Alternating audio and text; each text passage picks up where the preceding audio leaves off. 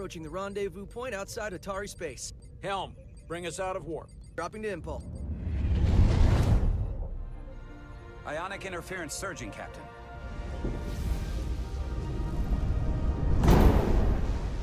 Shield integrity holding. We can take it. We are at the correct coordinates to meet the shuttle. Commander Rydek, find us our diplomat, if you will. Aye, Captain. Let's reduce the noise. Filter out environmental signals. I can manually tune what's left for Federation signal types.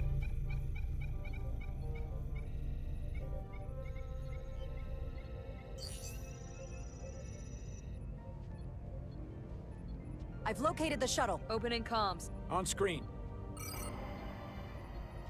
Shuttle to Resolute. Shuttle to Resolute. Debris field. Lost maneuvering. Losing. I can't get it any clearer. It won't get a transporter lock. It's just not happening. Power up the tractor beam.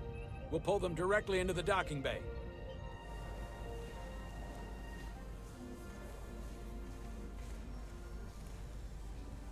Diaz, you good to run the tractor emitter? Yes, sir. You sure? I'm sure.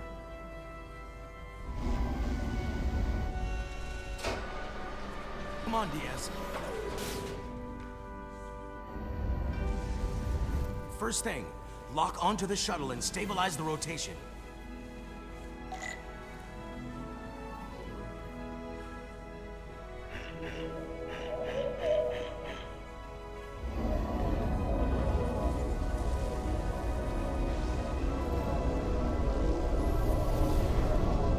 We're pulling in debris. I'm on it.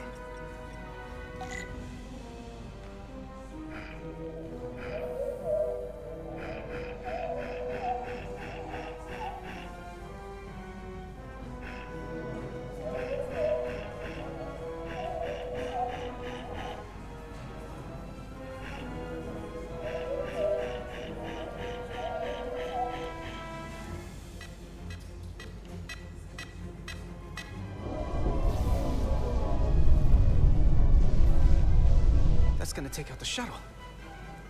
Yes, the bridge.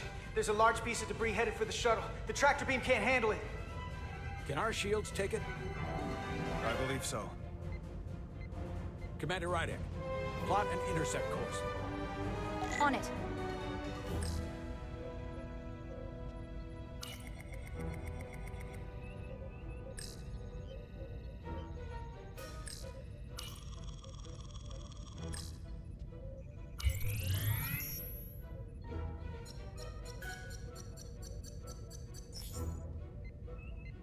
Here we go. Maneuvering thrusters bearing 53 Mark 17, 200 meters on an intercept course. Maneuvering.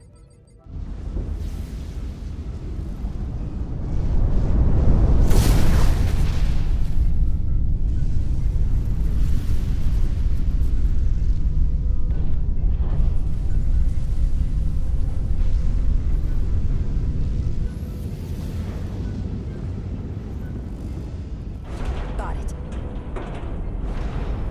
Whoa! Someone's working hard on the bridge.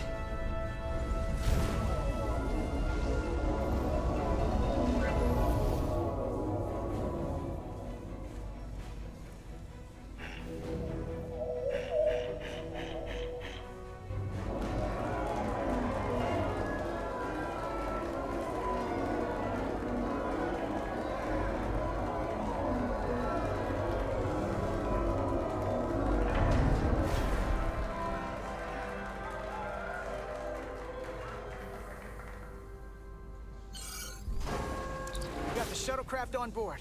Good job. We're on our way.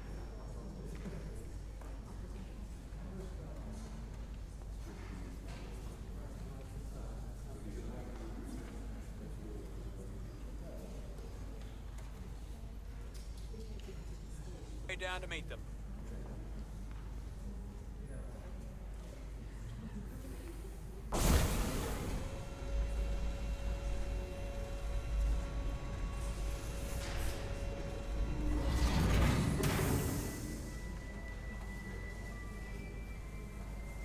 Terra firma. so to speak. Ambassador Spock?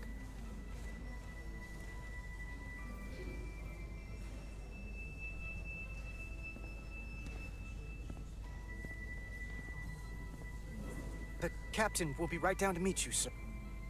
In that case, I will wait for him here.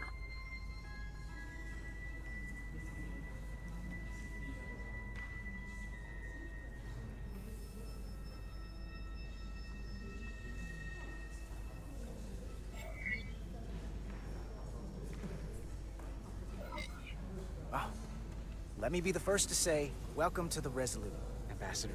Thank you, Petty Officer... Carter?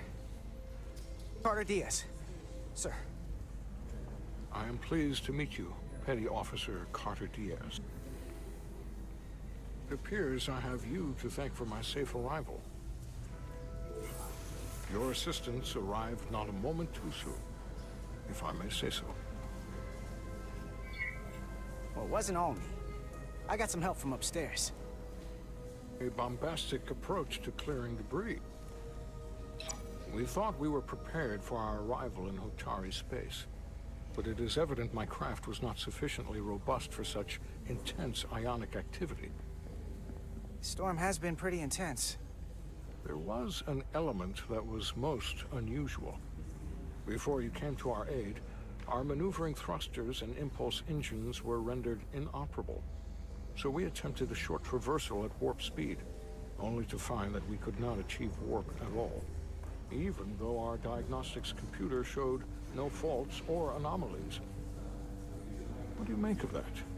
All indications say that warp speed is possible, but in practice, we find it is not. Well, this storm is one of the strangest phenomena we've ever encountered. It's disrupted other systems.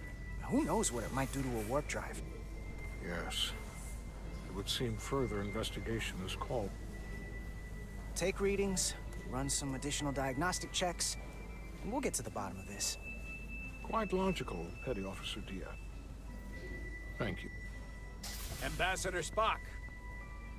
Excuse me. I'm honored to have you aboard. I'd like to get right to it. We're already behind.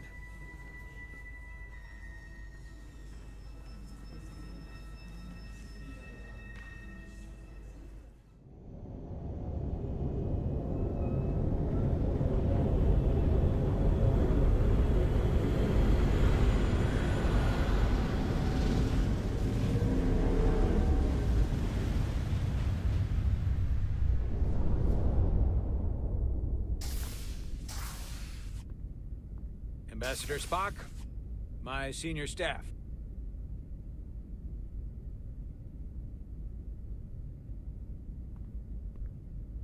It's not every day that a captain gets to welcome a Starfleet legend aboard.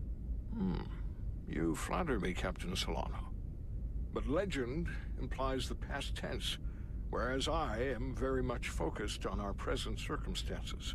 I didn't mean to suggest you were stuck in the past.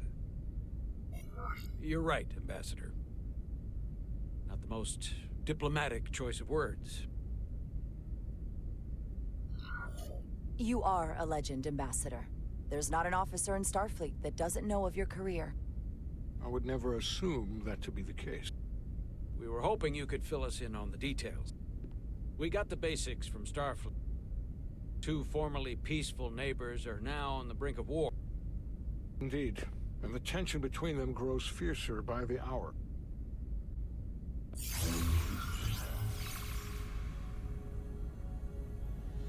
Elydia and Hotari. Elydians are the more advanced species.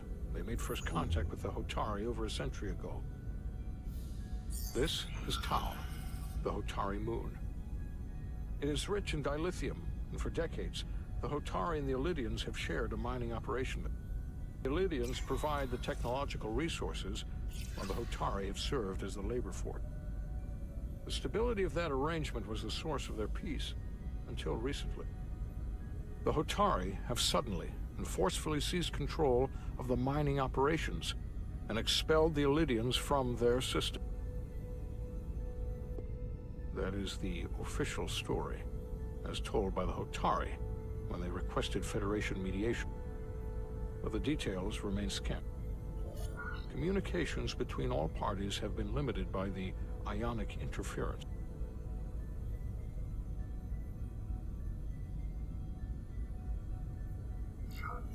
How is it the Hotari were able to turn the tables and take the minds against superior forces, especially after decades in this arrangement? Unclear. The answer to that question may be the key to a new, lasting peace, and one that I hope we can uncover during these negotiations. But it is unlikely the relatively primitive Hotari forces would stand a chance against the Elydian fleet if this escalates to open war. Left unchecked, this conflict will result in more bloodshed, which is what we are here to prevent. And the dilithium trade hangs in the balance. Clearly, the Hotari have been exploited in this relationship. Maybe we can persuade them peace is the more profitable alternative for everyone. They both profited from the mines. And for the Hotari, something is better than nothing. Peace is our objective, after all. That is correct. We can call it profitable or mutually beneficial, but at the end of the day, the Hotari are still being exploited for their own resources. True peace is not merely the absence of war. And as such, this conflict will surely come again. Neither the Elydians or the Hotari are members of the Federation, so we can't make them do anything. There is an additional complicating factor I should mention.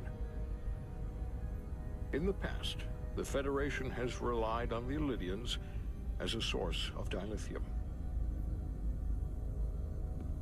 That certainly changes things. Federation sources its dilithium from a lot of places. Yeah, and this is one of them. So we've already played a part in this. Unfortunately, that is indeed the case, Commander Rydek. We're morally obligated to make this right. Hold on. Our only obligation is to negotiate the peaceful resolution of this conflict. Given the Federation's involvement in the Elydium dilithium trade, Captain Solano and I must make every effort to appear neutral in these negotiations.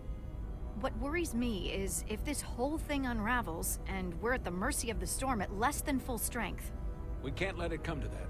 Considering what the ion storm has done to our ship, and the Ambassador's shuttle, we have to assume the Elydian fleet has had problems with it as well. This recent surge in the energy disturbance temporarily levels the playing field. Commander Westbrook is correct. The energy anomalies around the Hotari systems have been noted in the past. But they have never been observed on the orders of magnitude we have seen in recent weeks. That may answer why the Hotari were able to strike back after so long. They finally had an opportunity, and they took it. That would also explain the Elydians' restraint. And reason to learn as much about the energy anomaly as we can while we are here.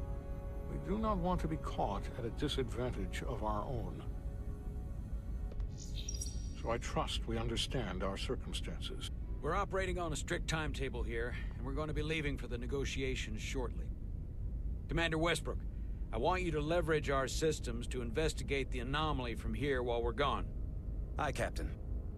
Thank you all. Dismissed. I want to speak to both of you privately.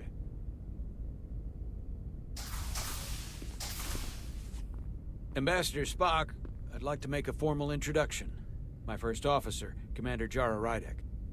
Commander, as you are aware, there are limits to what Captain Solano and I can do in our official capacity as representatives of the Federation. But someone in an unofficial capacity, your first officer, for example, would not be bound by those restrictions.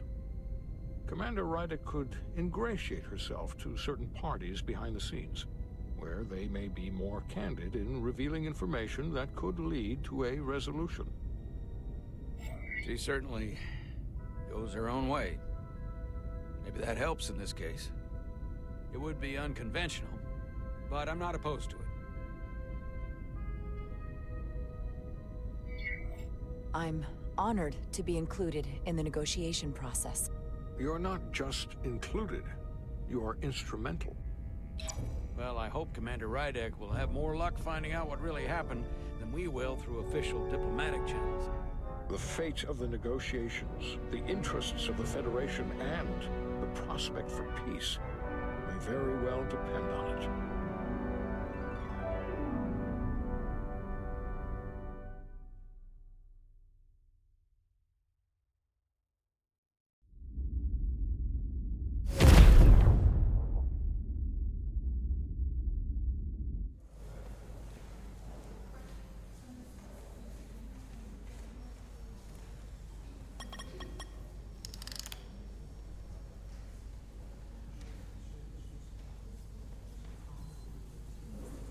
Mr. Diaz, I understand you have already discussed the warp drive failure with Ambassador Spock? I have. It is imperative that the Ambassador's shuttle be flight ready. I need you both to ascertain the root cause of the system failures he encountered. I'm surprised, Commander. I thought you would have wanted to work on Ambassador Spock's shuttle yourself. I respect the Ambassador and his many accomplishments, but I do not derive any satisfaction from interacting with his shuttle as if it were somehow transubstantiated through its association with him. Especially when I have the entirety of this starship to concern myself with. I am not the chief engineer of this shuttlecraft. The Ambassador asked me to take a look, and I'm ready to crack this thing open. Good. You could learn from Mr. Diaz's focus. I'll take notes. Then I will leave you to it. Make note of any abnormalities in your report. Carry on. It seems like he's warming up to us. Yeah. Even Chovok has to look at that face and know you've earned some real respect. And I have to admit that I owe you one. You were right to make me go first. I don't know what I was thinking. You did the smart thing. You've pulled me out of trouble how many times? Call it even. Okay. At the very least, maybe I can track down that bottle of Saurian brandy you're still on the hook for. But first, we have work to do.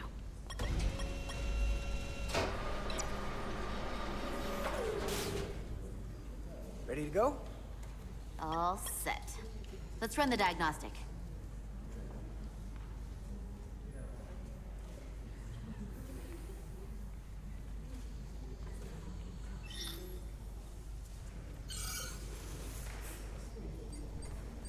So, I know about your talk with Miranda. You do? She sent me a Priority 1 dispatch right after your conversation. I'm happy for you. Both of you. Thanks. But I'm only going to tell you this once. Don't screw this up. Because I would be very unhappy if you tried this out and then, I don't know, 6 weeks or 6 days later, I have to start splitting holidays between the two of you. All because things went south and you're not on speaking terms. That just isn't gonna work for me. And I know you'll respect that. Are you upset? Not on your life, Diaz. But you need to be careful. I like my friends and I like our group. I don't want to lose that. Is that thing done yet? Yeah, it's wrapping up. Let's see. The relays along the primary EPS are blown. The backup relays are all intact. An EPS overload from the warp drive could cause that. But how did the shuttle end up dead in the water? Huh. Well, maybe the ship's data recorder can tell us something.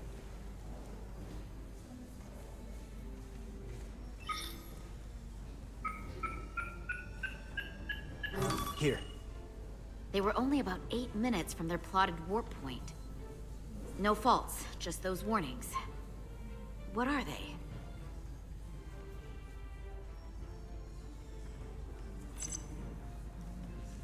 There was a complete warp cascade failure. Wow. They're lucky the shuttle didn't turn inside out. Makes me think the computer panicked on the warp field equation. The warp field became inverted suddenly. I've seen this happen when the center warp coil cracks. A cracked warp coil throws a fault code. Still, we should take a look.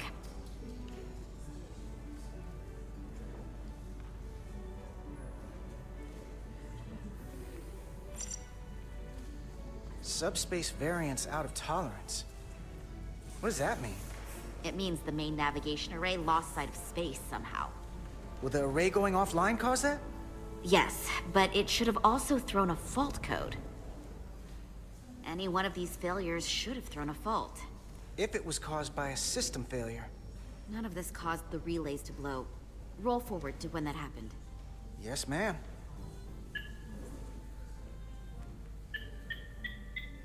So here, they take a moment to get their bearings and they attempt to re-engage the warp drive. There. That's the relays blowing.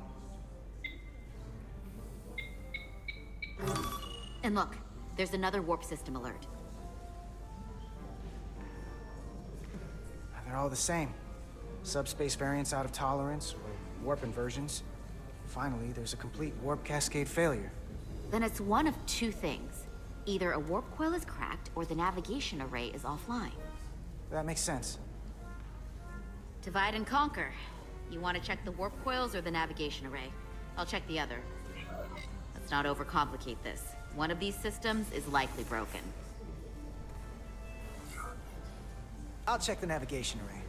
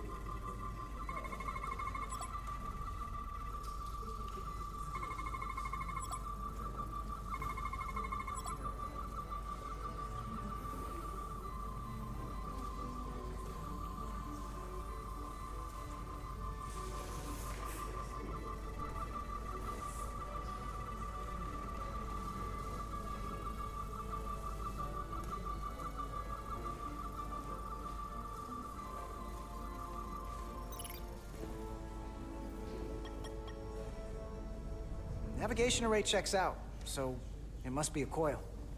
Except it's not. Checked and double-checked. Well, the readings don't lie. Here comes the security detail for the way team.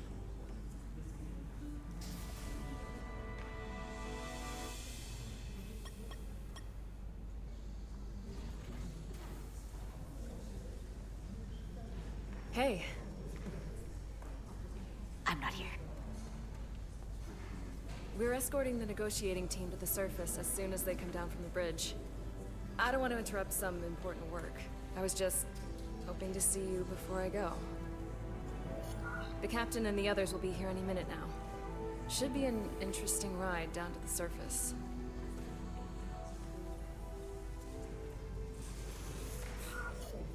You're the one with the important job to do. Keeping the captain safe. And Ambassador Spock. It doesn't always feel that way. Baking in the hot sun, standing guard next to an empty shuttlecraft. But it has its moments. Hey, Maris. Aren't these those button pushers you're always hanging out with? And you're the phaser jockeys we always beat in Parisi squares, right?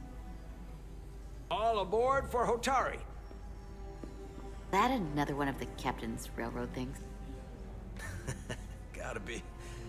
I just usually zone out by the time he gets to the whole, steam engines were the warp drives of their day part. Catch y'all later.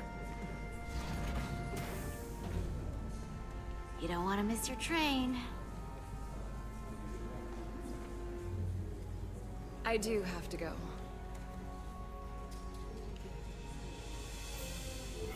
Not gonna lie, I'd rather not leave right now.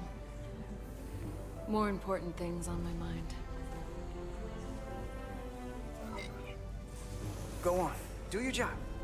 I'll be right here waiting for you when you get back. You better be.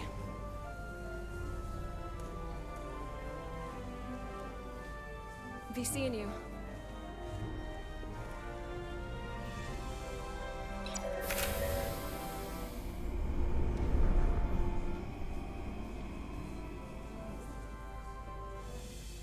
Salar de Diaz. If you could float back down to reality, we still have a ways to go. All right, where were we? So, the warp coils in the navigation array are fine, but the nav computer doesn't seem to think so. I'm out of ideas short of field stripping the shuttle from bow to stern. You wanna take this out of the shuttle and throw it on the bench? Oh, real hands-on maintenance. I like it. Okay, the nav computer is patched into the ship. The ship's computer can double-check our work. If the shuttle's nav computer is putting out false data, we'll know it. Let's run through the shuttle's logs again. Running now.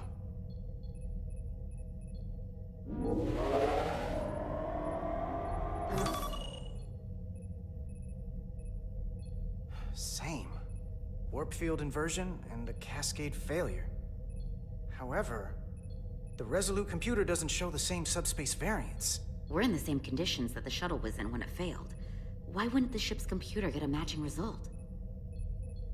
What if the subspace variance was a momentary occurrence? That's a possibility, and it would explain why the simulation under our current sensor readings failed to reproduce the issue. But a subspace anomaly strong enough to cause a warp field collapse would leave graviton ripples for days. Let's run with the momentary subspace variance theory for now. Roll forward to the shuttle's attempt to re-engage the warp drive. We need the conditions of space around the shuttle at the moment of warp failure. Resuming simulation.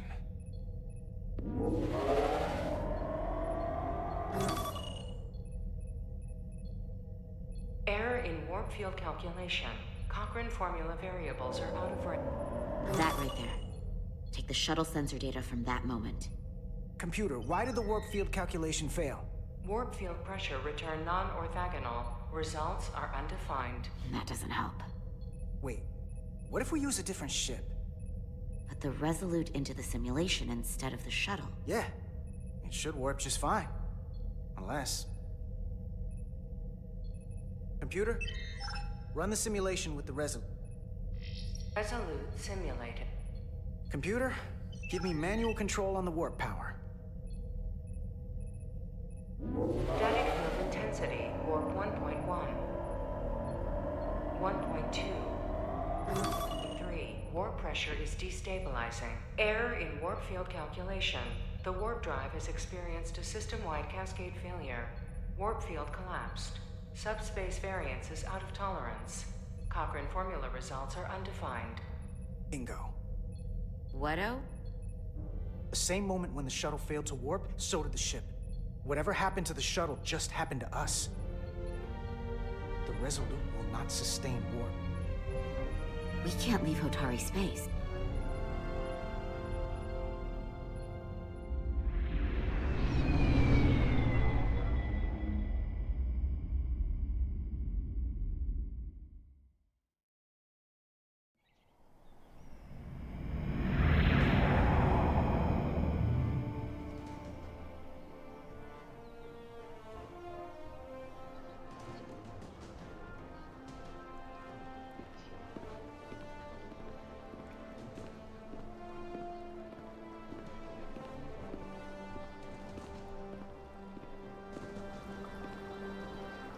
Ambassador Spock, Captain Solano, welcome to Hotari.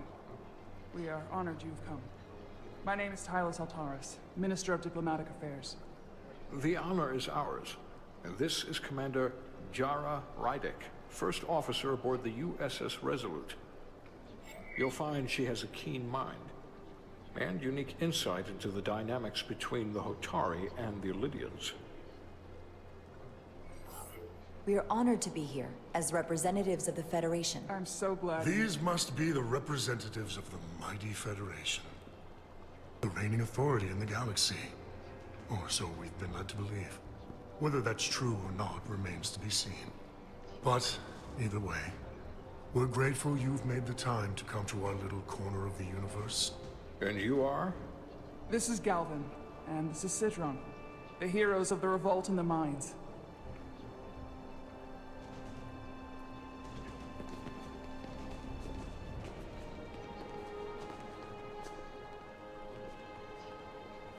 Let's hope this is the last time we ever have to come here. If you'll excuse me.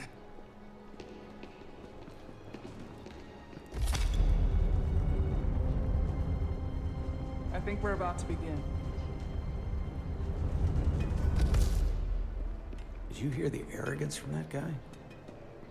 I don't know what we're walking into here, but that guy was something. That may be true. But let's keep an open mind going into the negotiations. Hopefully he's just one voice amongst many. Then let's hope he's the outlier. The Hotari have invited us as their guests, so we must show them the proper respect.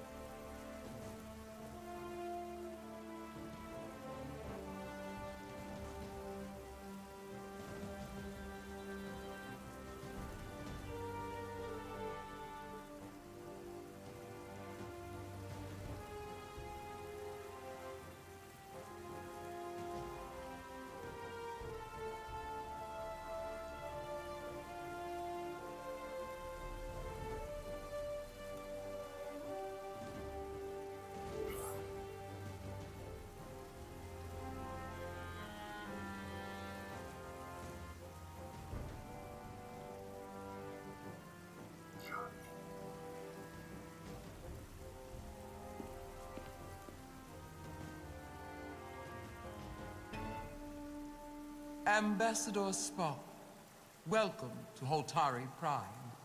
The honor is mine, Your Majesty.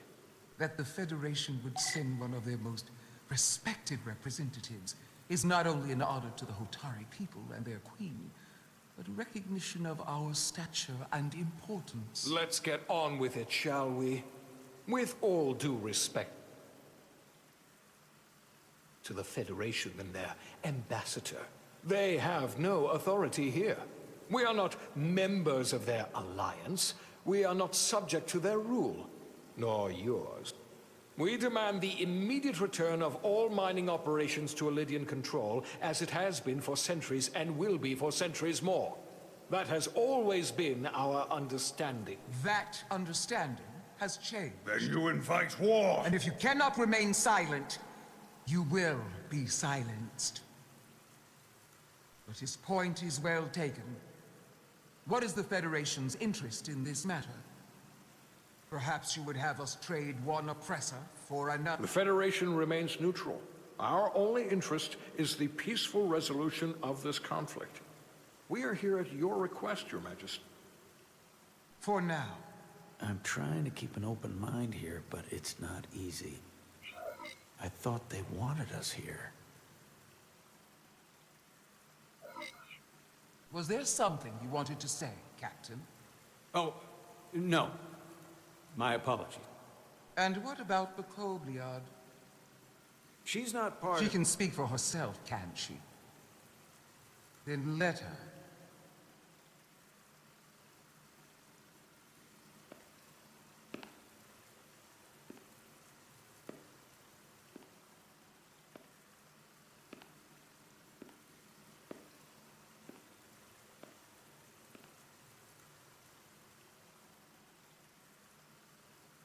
Now then, one should know their place. What you might be somewhere else is not what you are here. Which is standing before a queen.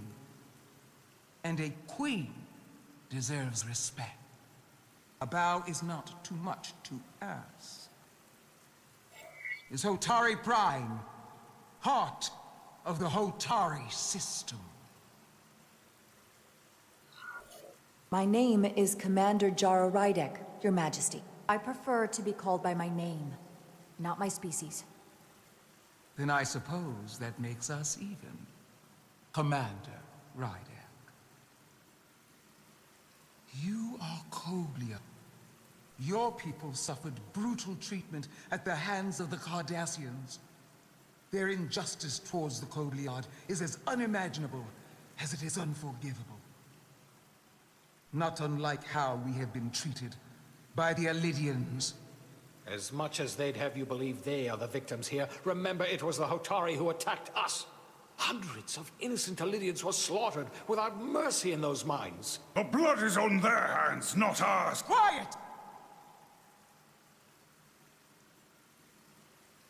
If after all the Kobliad suffered, you finally had the chance to right that wrong, to get out from under their control, would you take it? Or would you negotiate a peace?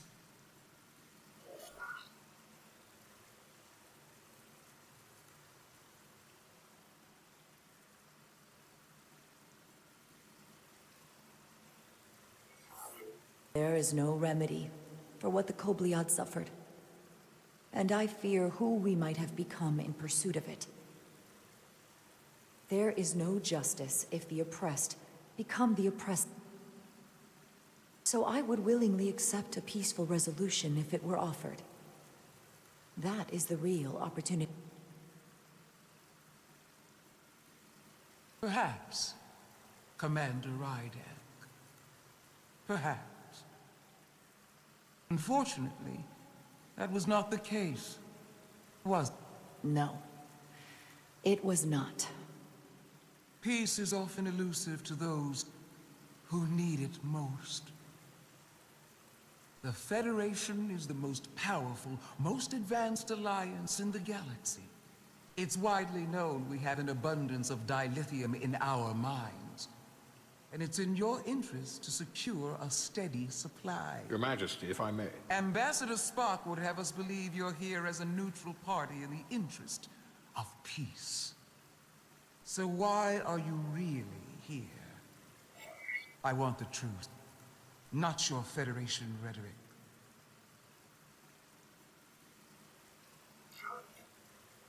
I'm sorry, Your Majesty, but it's really not my place to say what the Federation's interests might...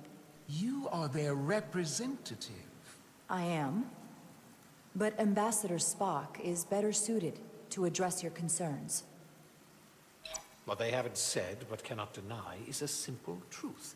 The dilithium trade would not and will no longer exist without Alidian involvement. We created it for the benefit of everyone, especially the Hotari. We've given them warp technology. We've let them share in the profits. We've made their lives infinitely better than before dilithium was discovered. All of that goes away if the Federation turns a blind eye to their treachery. That is enough of your lies! The Hotari are quite capable of running the mines. We've done so for centuries. So tell me, who deserves control of the dilithium trade and the mines on Tau? Who should the Federation recognize?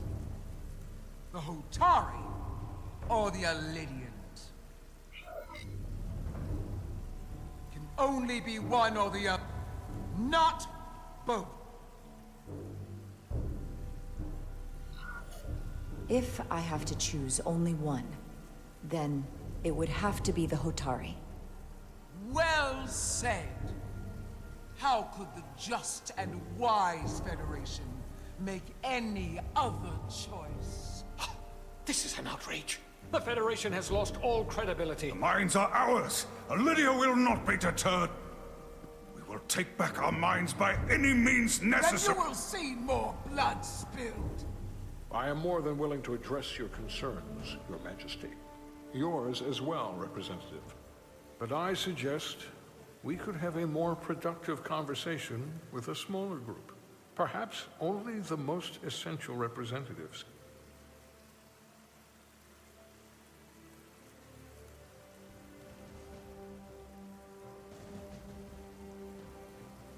I suppose there is some sense to that.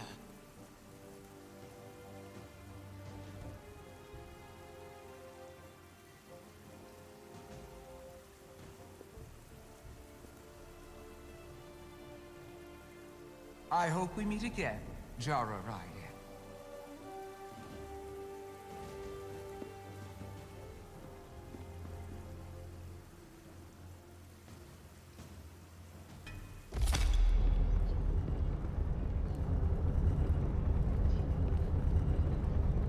Spock and I will cover everything on the diplomatic front. You make nice with the locals and see if you can get some answers. We need to find out why the Hotari are so willing to risk war. What happened in those mines?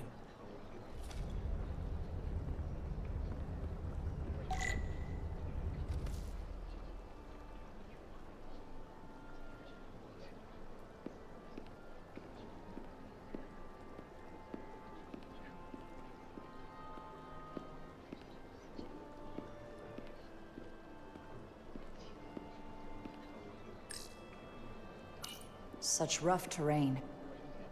No wonder the Hotari are so tough.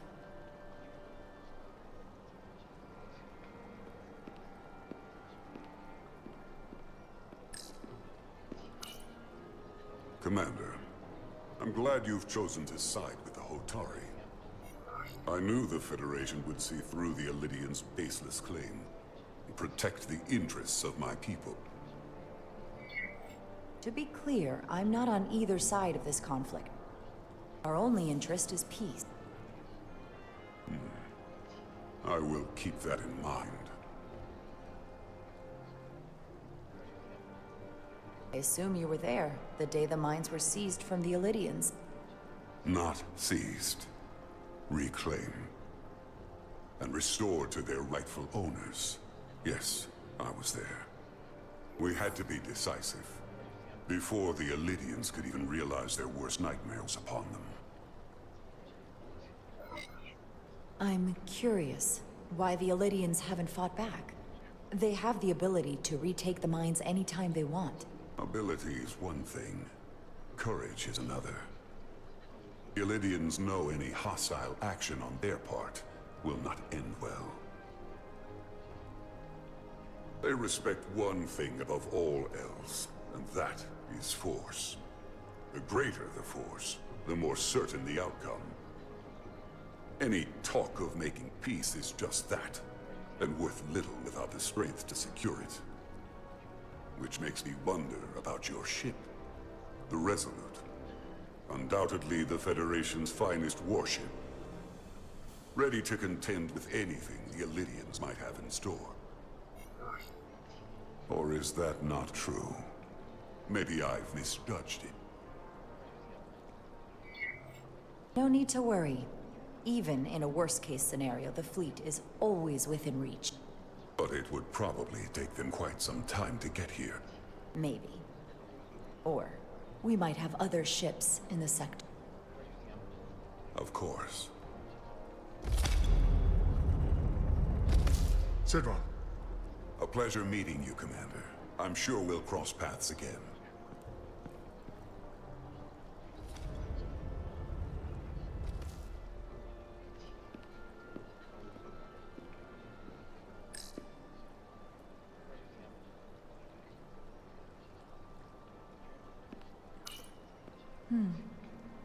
Soothing.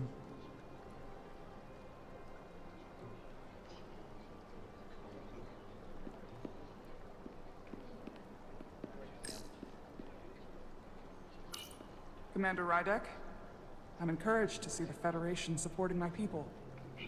I'm afraid of what might happen without your help. I'm glad to hear it. I just hope you're not the only one who feels that way. I apologize for that. These are unusual times, to say the least. Much is changing. I saw you speaking with Sidron, our national hero. I'm curious, what did he say? He seems to be of the opinion that negotiating for peace is a waste of time. Because force is the only blunt instrument he understands. He's a miner, not a diplomat. For the first time in our history, the Hotari have the upper hand. We see ourselves as strong instead of downtrodden. New voices have risen up. Old voices shouted down. Galvin and Sidron have become national heroes. Now, they have the Queen's ear. Better or worse, depending on your perspective. I get the sense you don't exactly trust them. I don't trust their instincts, which are leading us to war. My fear has been that the Illidians will launch an attack and crush us. You've seen their starship, no doubt. They could have retaken the mines whenever they wanted to, but it never happened. And as strange as this may sound, I'd almost say they're afraid. I just don't know what they're afraid of. It's still the same bluster and bravado you would expect from them. But it has no teeth. Like they're afraid of what might happen. Do you think it has something to do with the ion storm? Right now, it's stronger than ever, isn't it? It's entirely possible. I'm not a scientist, but I do know the storm has knocked out all kinds of systems. So maybe the Illidians weren't willing to risk their ships, given all the interference.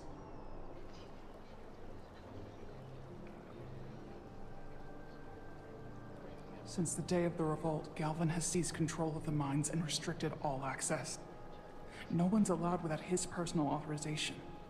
And they've taken over a section of the palace with just as much secrecy and security. I'm told it could be something they brought back from the mines. I've made inquiries, but everyone pretends it doesn't exist. I strongly suspect they're hiding something.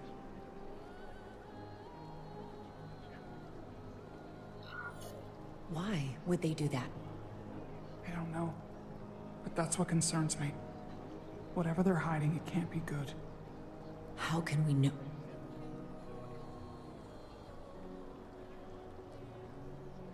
I'd better see what's happening.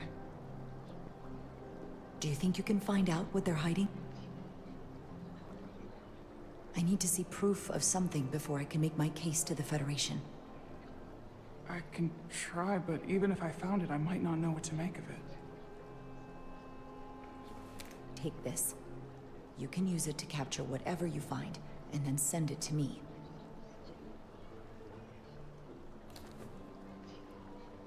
Thank you.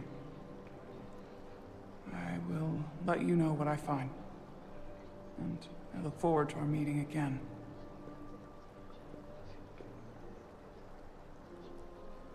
Sorry, I couldn't help but notice you were speaking with the Hotari this whole time. I figured in the interest of fairness, I should offer another perspective. Of course. I'm probably not telling you anything you don't already know, but these negotiations rely on the Federation's neutrality, as does any hope you might have for a supply of dilithium in the future. So, why you would choose to side with the Hotari escapes me. Without Illidian involvement, there is no dilithium trade. But clearly, you weren't aware. We are and will remain completely neutral. Our only interest is the peaceful resolution to this conflict. As is ours. Of course, the question is, at what price? Major Salit Arminta, Special Attaché, Illidian Armed Forces. Pleasure to meet you, Commander. I have my issues with the Hotari, but I have to give them some credit. They know how to seize an opportunity. Inciting an uprising the same day as a massive, once-in-a-lifetime ion storm. Our assumption was that this storm was just an anomaly. Yes, a very convenient anomaly. At least, that was what we were told.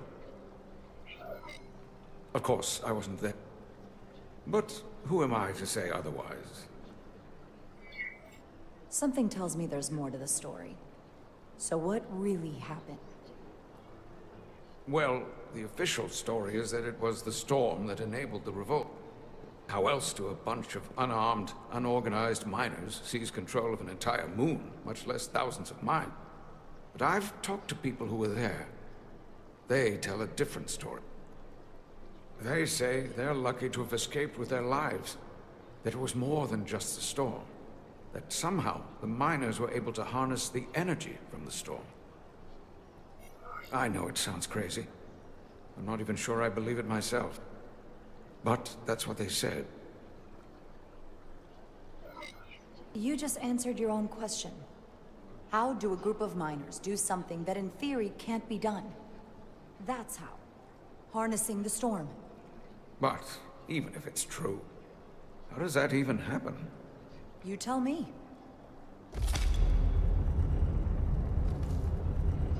If you'll excuse me, Commander Ryder.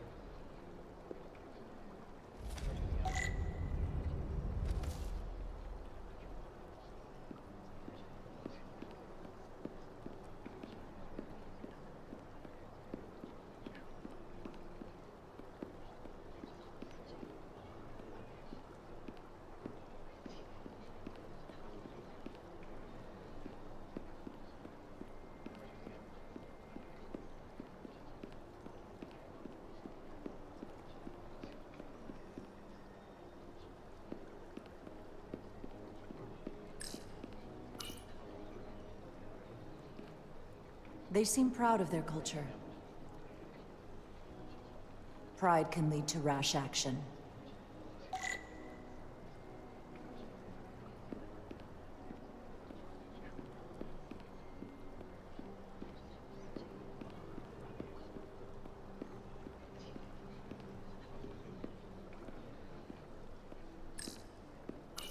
That must be Tau. The place it all started. An Elydian warship, the Zeldi. They must want the Hotari to know they can use it at any time. But why haven't they?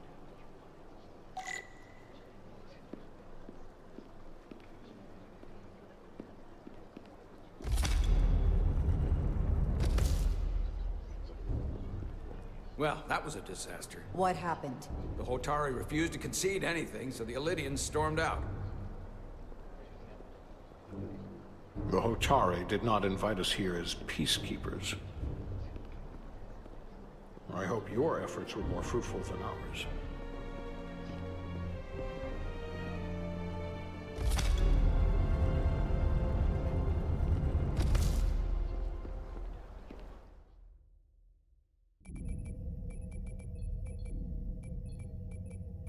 Gravitational harmonics failing to resolve.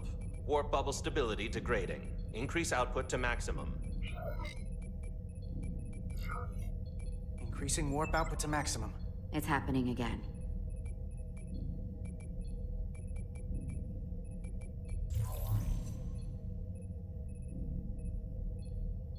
It is evident that presently, the Resolute cannot achieve warp propulsion. Since our diagnostics rule out any problems with our warp systems or anything about the ship, the problem appears to be the fabric of space itself.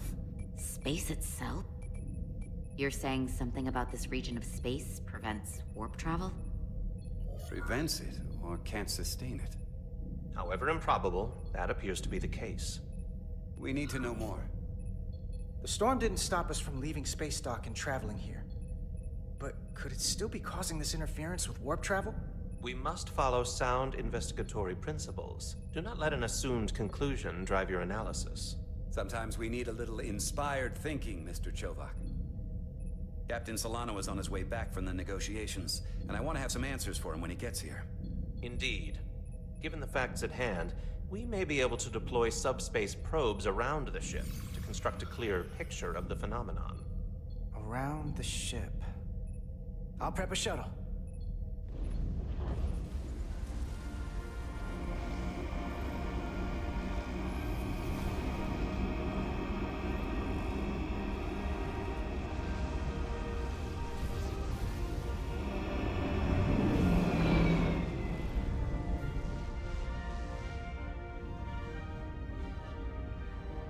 I'm setting up a waypoint at a distance roughly corresponding to the edge of our warp field.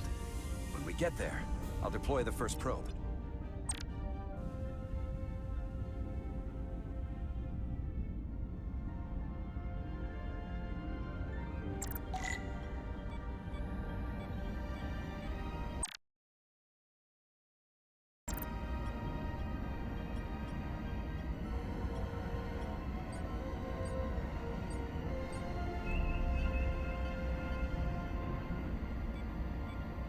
Commander Westbrook, the Resolute systems are calibrated to receive the probe's readings.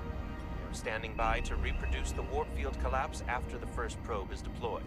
Thank you, Mr. Chovak. We'll be in position shortly. And, Mr. Diaz, do take care in piloting the shuttlecraft. Now is not the time to indulge in the human penchant for joyriding.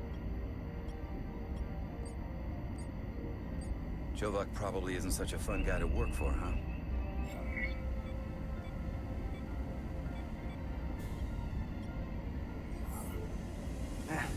I just don't take it personally. At least I try not to. That's a very mature answer. Shows a positive attitude on your part.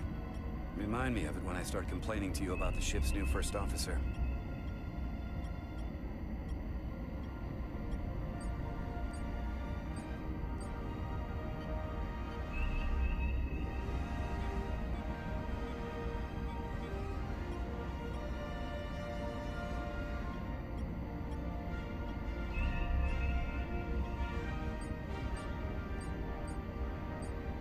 This is far enough.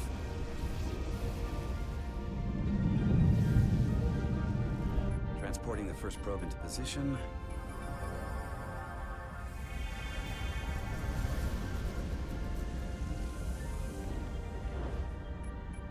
Westbrook here. The first probe is deployed. Understood. We are reading it. We are about to replay the simulation.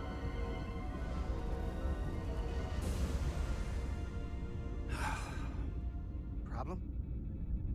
I just can't get a handle on her. Commander Rydek. She rejected my plan to use a deflector pulse against the storm surge.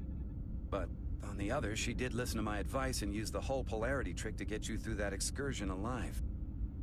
I'm not saying there's anything wrong with the new XO. I'm sure she's a fine officer, even if we don't see eye to eye. But she didn't go through what the rest of us did. You know that. And it's hard to figure out why she'd be the one Solano chose instead of, well, one of us. I've heard some good things. You should at least give her a chance. I'll take that under advisement.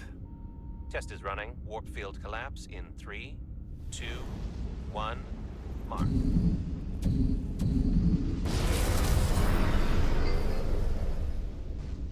Oh. All right, that is definitely a problem with the fabric of space. We need to get another probe out there.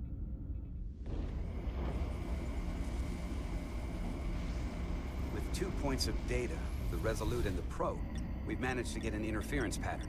I'm setting a waypoint to a particularly strong area of interference. We'll deploy the second probe there.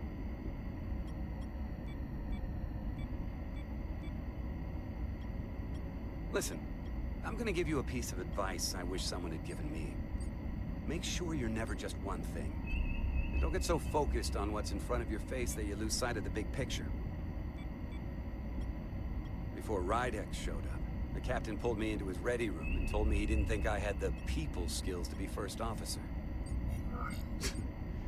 What a load of crap. I mean, if he'd said that about Chovak, sure. Is that why you're being so friendly to me? Politics? That would be clever, but I think you give me more credit than the captain does. You're all right, Diaz. And you've got potential. You're a capable engineer. You're good in the field. Keep up the good work. Who knows? A solid jack of all departments like you could be Commander-in-Chief of Starfleet one day. Hell, Admiral Jellicoe started as a shuttle pilot. And there are places to go in the enlisted ranks, too. Of course, if you get an officer's commission, they'll put you on another ship. You know, I'd be the best leader Starfleet ever had. Lower decks always have to fix all the problems Command causes. Maybe I'd just save everybody some steps. Well, don't forget about us little people when you're running things. Of course not. You gotta remember where you came from.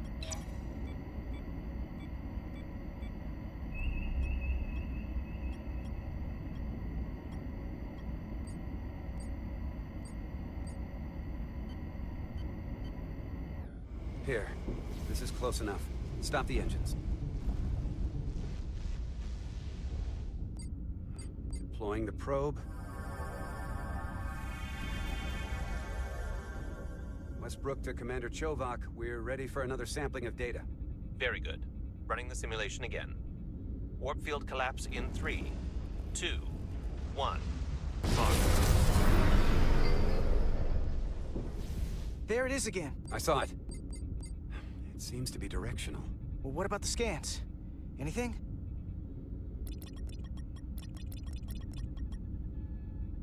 Here's the readings in relation to our local space.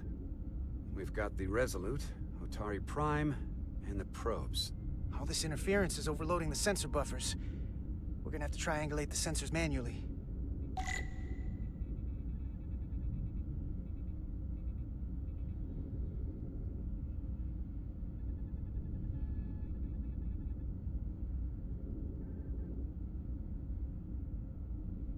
We got something. These markers indicate peaks in the gravimetric interference patterns. Let's see if I can find some more.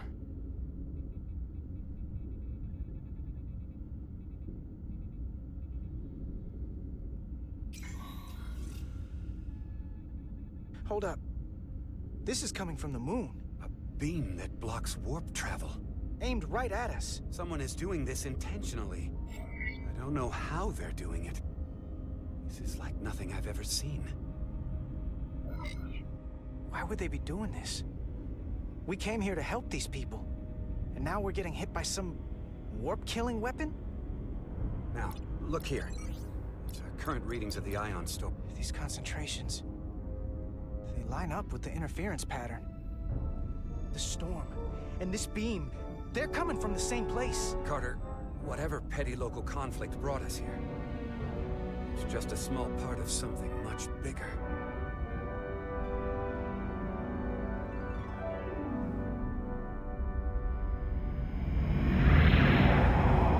Presently, we don't have an explanation for how they're doing this.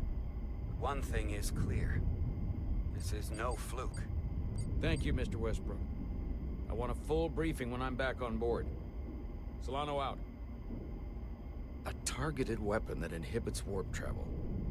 Coming from the moon Tau. That would explain the difficulties my shuttle encountered. More importantly, the tenor of the Hotari during the negotiations. And here I thought the Elydians would be the problem. Coming to peace talks in a warship. This wasn't supposed to be so complicated.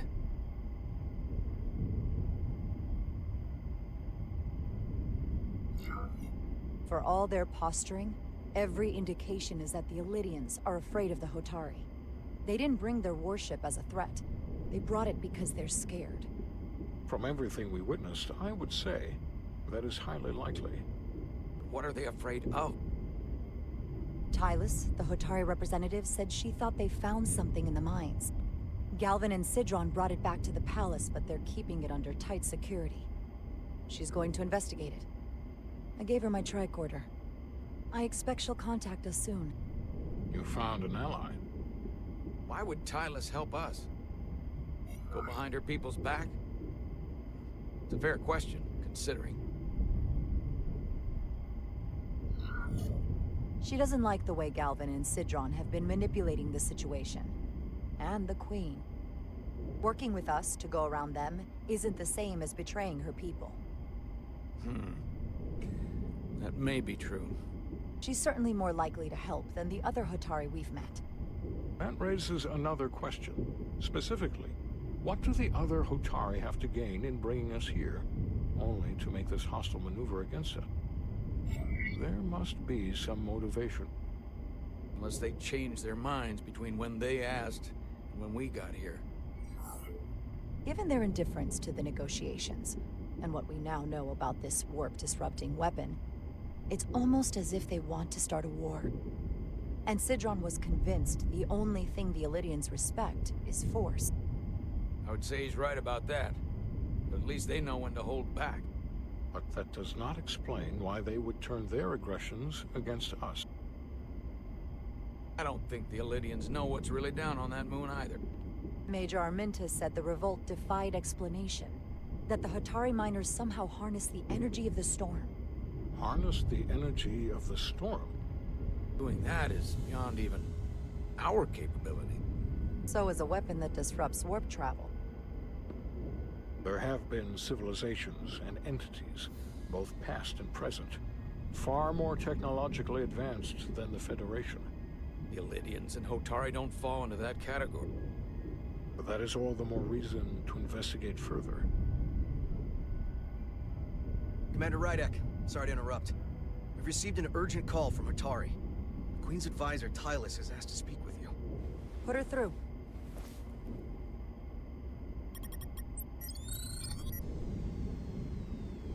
Galvin and Sidron are still with the Queen. I've enlisted help to gain access to the room they have under guard. I don't have much time. I'm not supposed to leave my post. It's only for a moment. I so appreciate your help.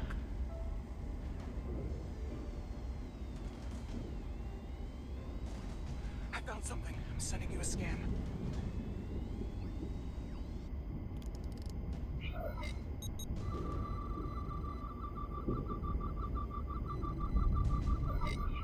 Got it. Tylus, if we needed to gain access to the mines on Tau, is that something you could help us with? I suppose it wouldn't be easy, but I have to go. Tylus. Can we reconnect? Sorry, Captain. We've lost all contact. We can only hope she escaped without harm. It was hard to tell.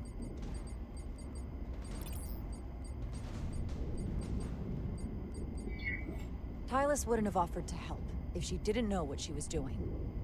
That's a lot of faith in someone we barely know. Let's see the scan of whatever the hell that was.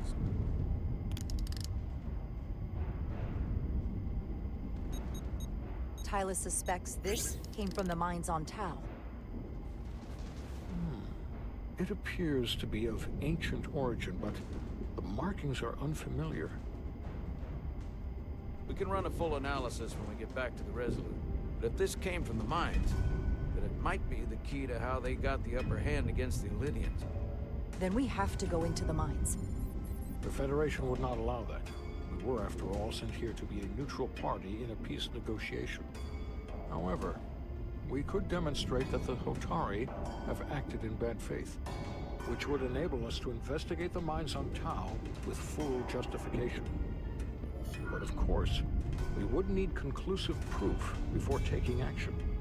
Otherwise, it could put us in a difficult position.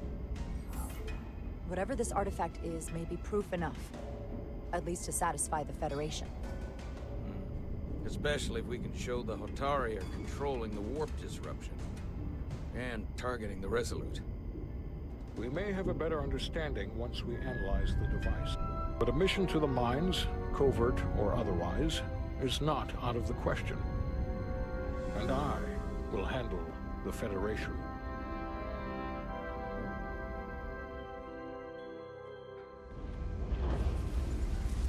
As I was telling Carter, I want all the data I can get on this warp problem. And the negotiating team's shuttle has been recording data all the way back from Hotari.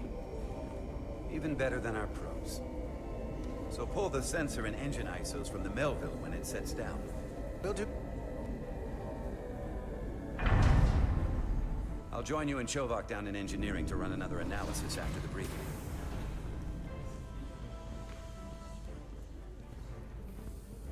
I didn't like this warp problem when we thought it was some astronomical anomaly. And I like it a hell of a lot less now that we know someone is doing it to us. How does it work? What do we even do about it? What do you say we pull these chips and find... Took some damage on the way.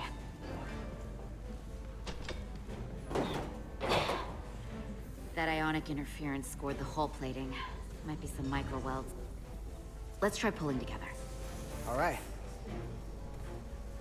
3, 2, 1. It won't budge. Gotta be the storm damage. We need to... Welcome back. Any excitement down on the surface? Excitement? No. Nothing like that. Hey, can you hand me the EJ7 interlock? From the toolbox. I don't know what that is. Not much use for one on a security detail, huh? Carter? Yeah, I'll get it.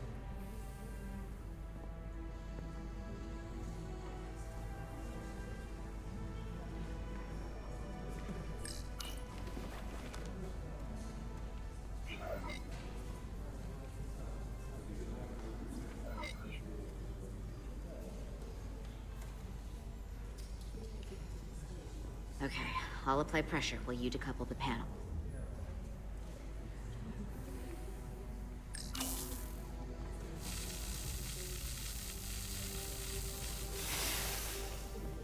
Here, I'll help.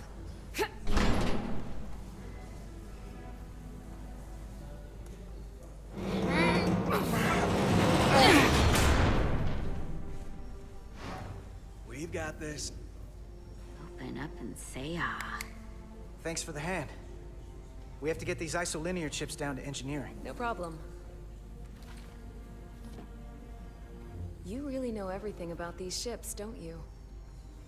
The tools, the systems. Like a walking Starfleet technical manual. I wouldn't say everything, but I know my stuff. I can see that. Come on, start pulling chips.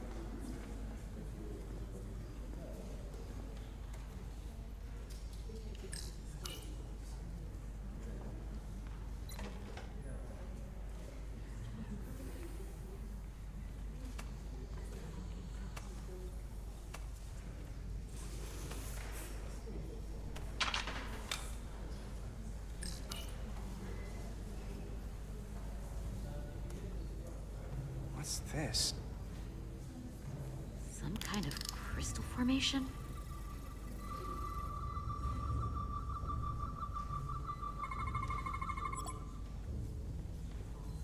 Whoa. This substance is a quantized spin crystallization of hydrogen, carbon, and lithium. It's emitting tetrametric pulses at an interval of 3.8422 seconds. Quantized crystallization isn't natural. I mean, it's only theoretical as a means to engineer matter on a subatomic level. What's it doing in there?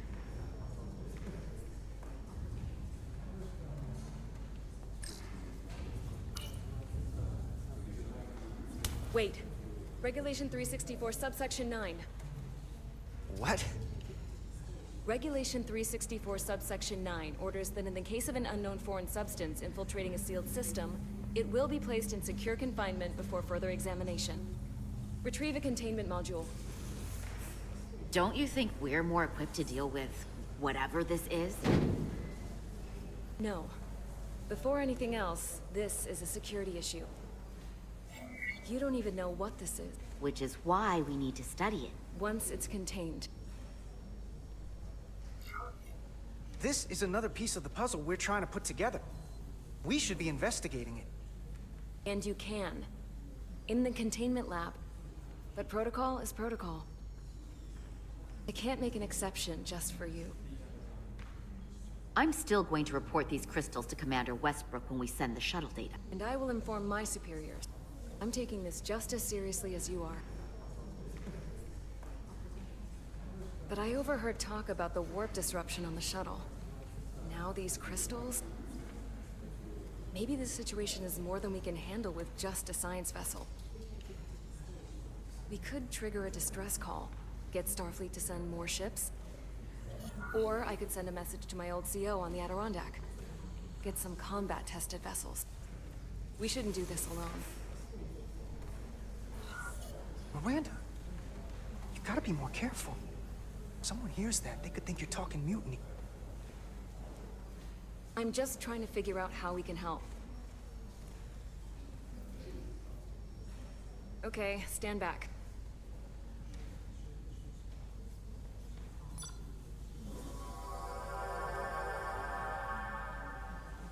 Get this to the containment lab. We'll get it set up for you. I'll let you know when it's safely confined. Oh, we'll be there. Last thing you want is to study this down in main engineering and have it explode next to the warp core.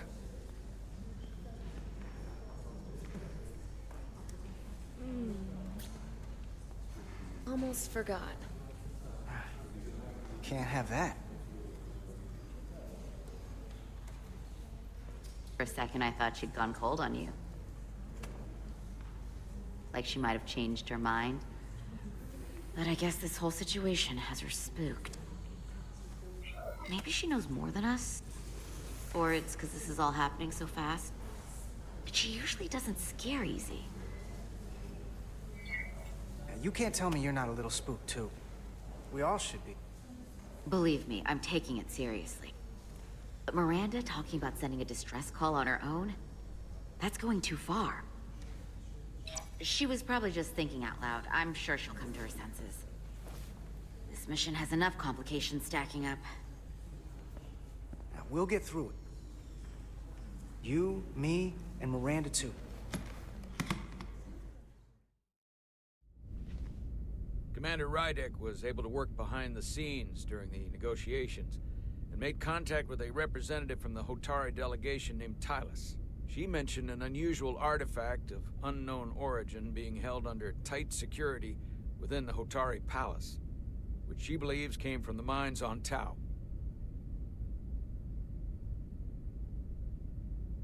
Now, this artifact might have a connection to the revolt, to the storm, and to the warp disruption we now know has been targeted at the Resolute. Commander Rydek, if you want to take it from here. Of course. Tylus managed to infiltrate the heavily guarded location within the palace and sent us these scans using my tricorder. It appears to be some sort of control panel, possibly connected to the warp disruption weapon originating on Tau. Of particular interest is this symbol, which we couldn't identify the origin of. The Federation database has records from a vast number of civilizations.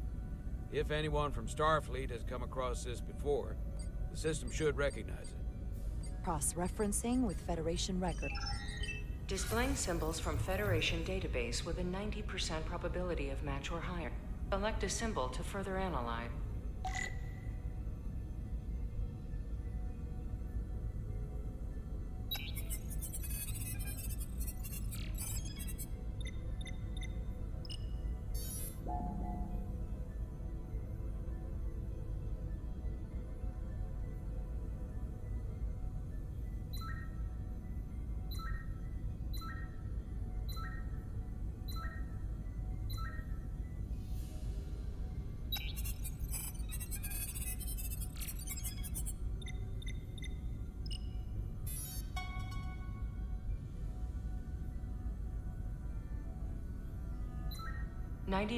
.2% match. Got it.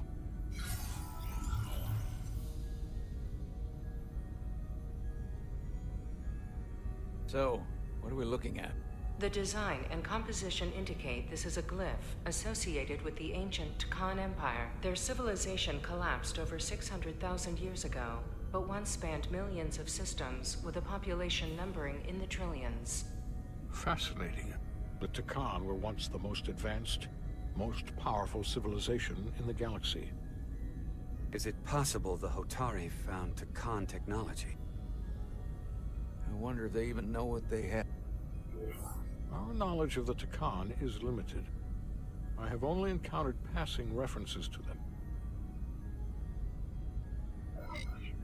We don't have the first idea what this is or what it means. We have all of the Federation records available to us. Perhaps we should see what else the Federation records show. Computer, what is the last recorded discovery of other Takan artifacts? On stardate 41386.4, the USS Enterprise D, under the command of Captain Jean-Luc Picard, discovered a Takan outpost in the Delphi Ardu system. According to the mission summary, an unbreakable energy-draining field was deployed against the Enterprise and a Ferengi ship. The Enterprise was only able to escape after negotiating their release with an entity known as Portal 6-3, Guardian of the Takan Empire. Unbreakable energy draining field. It starts to make sense. What else is there? There's a lot here. Let's take it piece by piece. Select the aspect you wish to learn more about.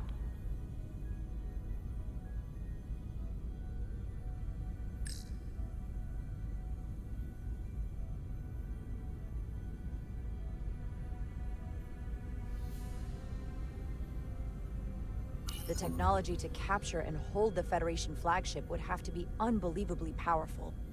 Computer, what else can you tell us about the energy-draining field the Takan used?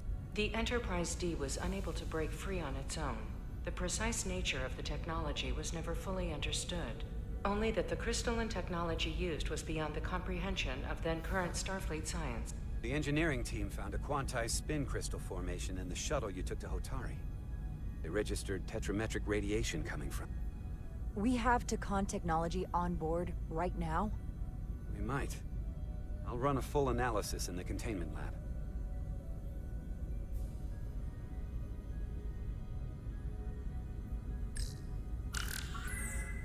There appears to be some sort of restriction order from Starfleet. Computer, explain this restriction. A Starfleet directive similar to General Order 7 forbids entering the Delphi Ardu system or attempting to make contact with Portal 6-3. Starfleet doesn't throw up a no trespassing sign for just anybody. I suppose it makes sense considering what happened to the Enterprise D. Someone from the Takan Empire is actually still around. Or at least was, 16 years ago. Computer, what other information do you have on Portal 6-3, Guardian of the Takan Empire? The entity known as Portal 6-3 is of an unknown nature. A biped humanoid, he was unaware that the Takan Empire no longer existed at the time of the encounter. He was able to control the crystal-based technology of the Takan outpost through apparent telepathic means. It was by his choice that the Enterprise was released from the energy draining field after Commander William T. Riker of the Away Team argued on behalf of both Starfleet and the Ferengi. Telepathic control of their technology. As I have said, they were the most advanced civilization in the galaxy.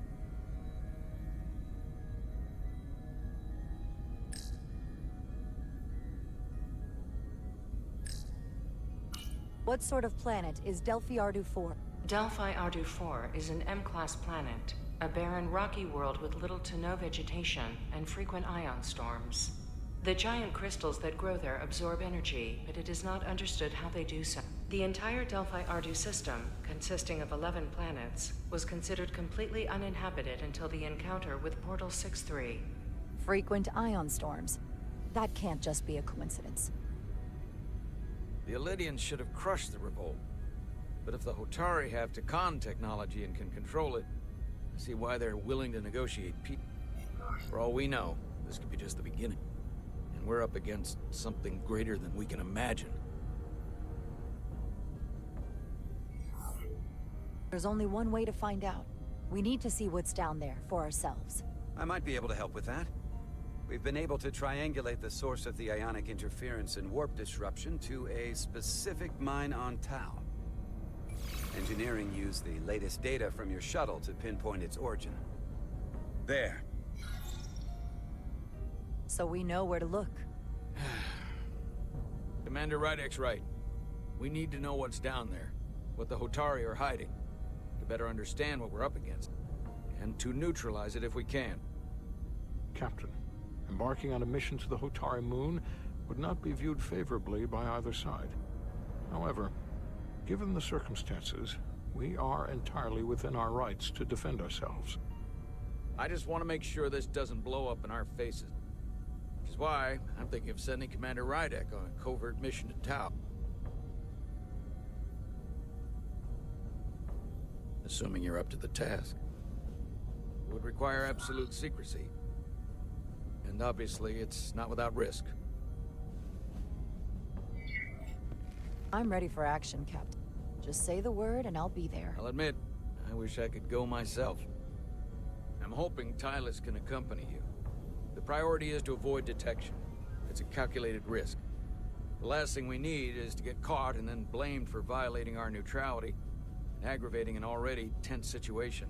We can't afford any mistakes. Which is why I've chosen you. Tylus will be essential to my success. Not only her knowledge of the mines, but her ability to gain access, particularly now that we know which mine we need to get into. Make sure she understands the need to keep this covert. She's not going to want her people to know about this. Get in touch with Tylus and make the necessary arrangements as discreetly as possible. To Captain Solano. The Illydians have moved additional ships to the edge of the Hotari system. Current heading is straight for the homeworld. It would seem we no longer have the luxury of waiting. In that case, may I suggest you and I return to Hotari Prime? Doing so will provide Commander Rydek as much time as possible to complete her mission. Agreed. We'll hail the Queen's delegation from my ready room. We all know what we need to do. Dismiss.